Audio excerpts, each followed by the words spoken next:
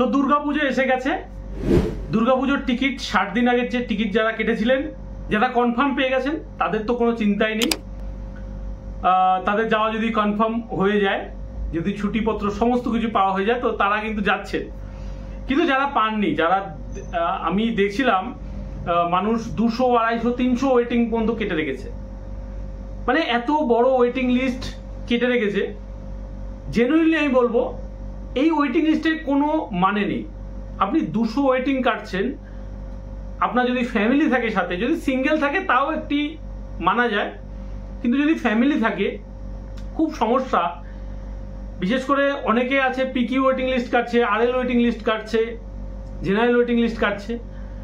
এবং এই PQ waiting list, RL waiting list, general waiting list, এর মধ্যে যাদের জেনারেল ওয়েটিং লিস্ট আছে তাদের তো তাও কিছুটা চিন্তা কম, কারণ কনফার্মেশন চান্স একটু থাকে, বেশিই থাকে।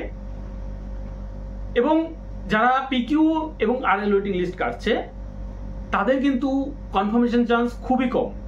মানে আমি তো বলবো ফেস্টিভ্যাল সিজনে আপনার যদি 10ও পিকিউ ওয়েটিং লিস্ট থাকে তাও খুব টাফ হয়ে যায় কনফার্ম হওয়া।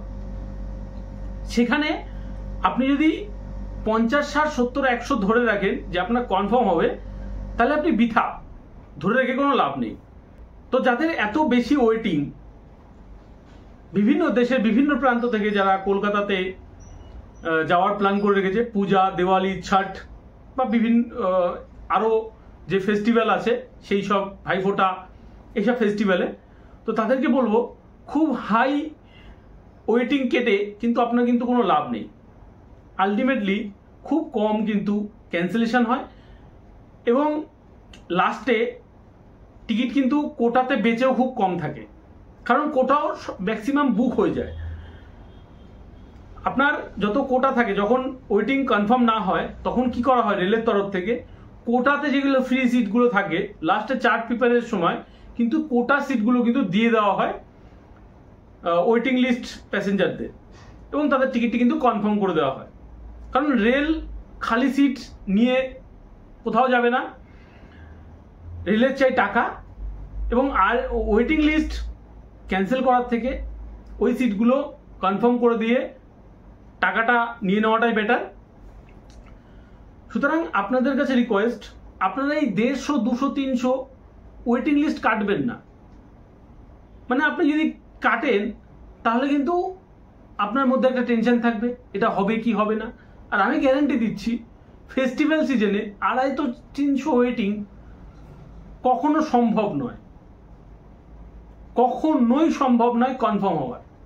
কোনো এখনো পর্যন্ত হিস্ট্রিতে, মানে এত দিনের রেকর্ডে ইন্ডিয়ান রেলওয়েতে ফেস্টিভ্যাল সিজনে বিশেষ করে, আর এত ওয়েটিং ফেস্টিভ্যাল সিজনেই হয়, আদারওয়াইজ আপনার 50, 100 ওয়েটিং পর্যন্ত যায়। তাছাড়া কিন্তু ফেস্টিভ্যাল সিজনে এই 250, 300 পর্যন্ত ওয়েটিং চলে যায়। সুতরাং এই ওয়েটিং লিস্ট কেটে আপনার টাকাটা ফাঁসিয়ে রাখবেন না।